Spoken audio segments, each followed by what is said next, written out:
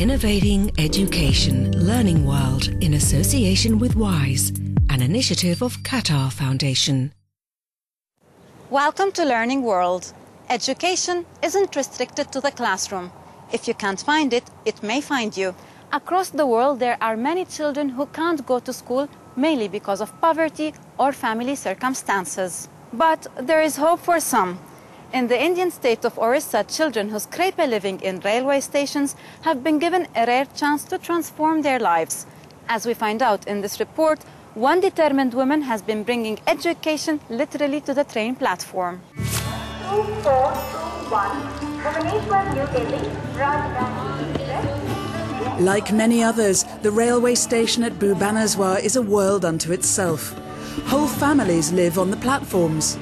Children spend their days on the trains collecting rubbish, polishing shoes and begging. But 25 years ago, one woman decided that all children should have the right to an education. If the children couldn't go to school, she'd bring the school to them. And that was the start of the platform school. Before she passed away, Indrajit Karana spoke to us about her project. What I planned to return to them was their childhood. They were overgrown children, children acting as adults. They were alone by themselves, existing from day to day, hour to hour. They had no time for joy, they had no time for play, but I hope to change that.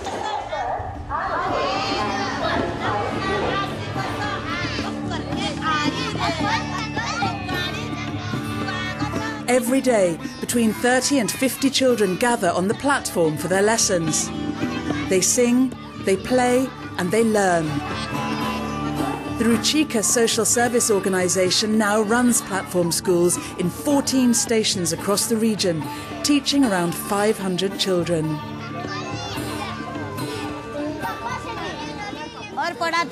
I started with 4 students 22 years ago.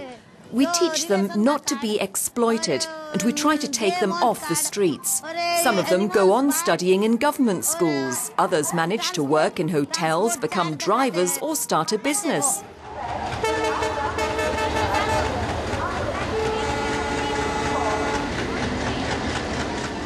We told them that we are putting you on the first rung of the ladder. The rest of the ladder you have to climb yourself. And that's what really happened, is once on the ladder, the children who are today doing very well are the ones who learned to climb that ladder. Each year, 10 students from here get places at government schools. And over the past 25 years, 5 children have climbed the ladder all the way to university. Grididari Rana is one of them. He is doing a science degree and is also teaching here beside the station. I went from station to station and I lived on trains for 7 months. Then I went to the Ruchika shelter. I never stopped studying. My dream now is to work as a technician for the army.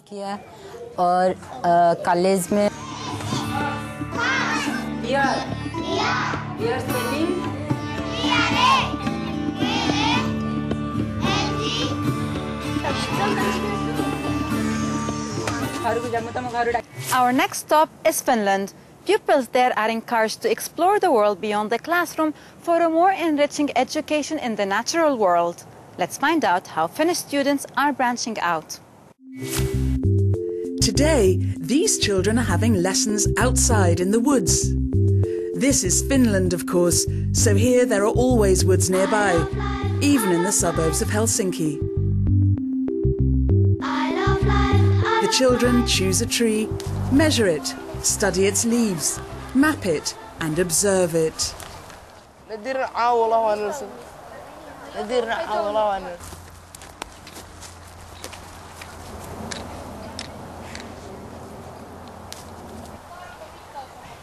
Back in the classroom, their discoveries are discussed and written down.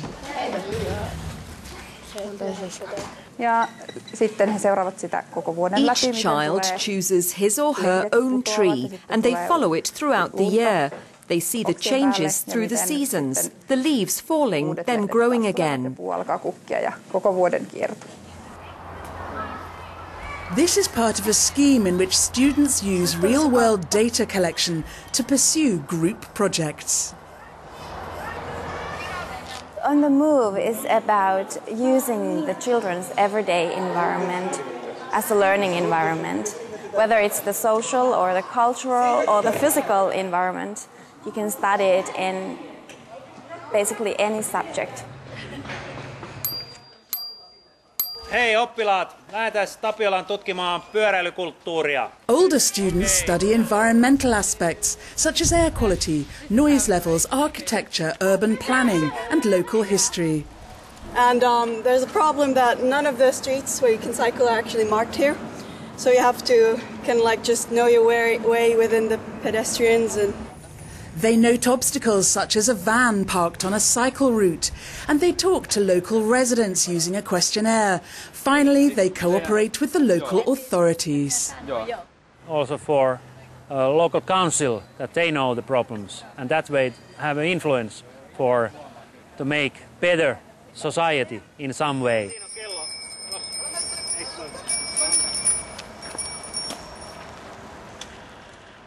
And finally to Tanzania, where some nomadic children now have the opportunity to get their education on the move. And all it's down to the hard work and skills of an organization with a positive attitude, appropriately called Yes Development.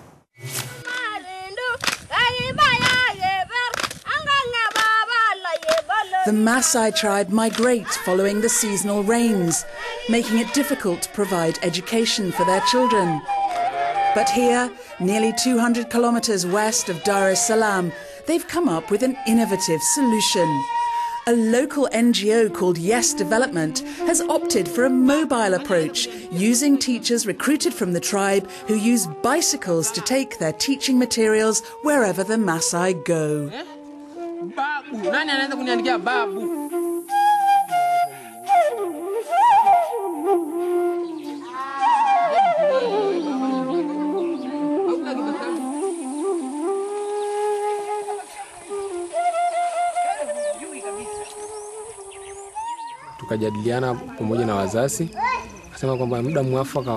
We agreed with the parents that the right time to teach is when the cattle have gone to graze on their own.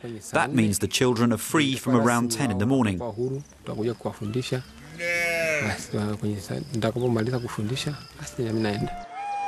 The teachers also educate any adults who've missed out and want to catch up.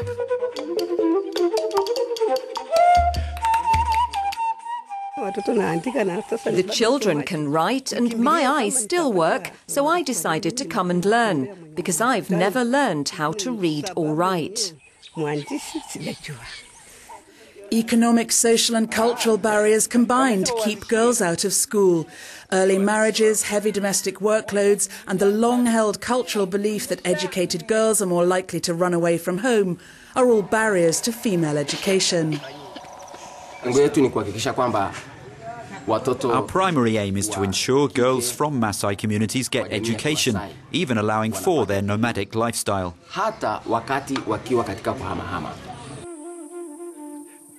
This project is currently educating around 300 nomadic children.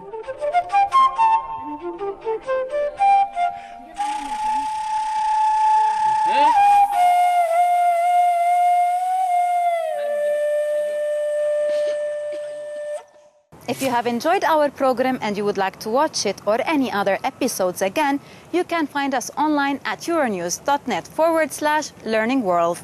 And don't forget, we will be back next week with more inspiring stories from the world of education. Learning World in association with WISE, an initiative of Qatar Foundation.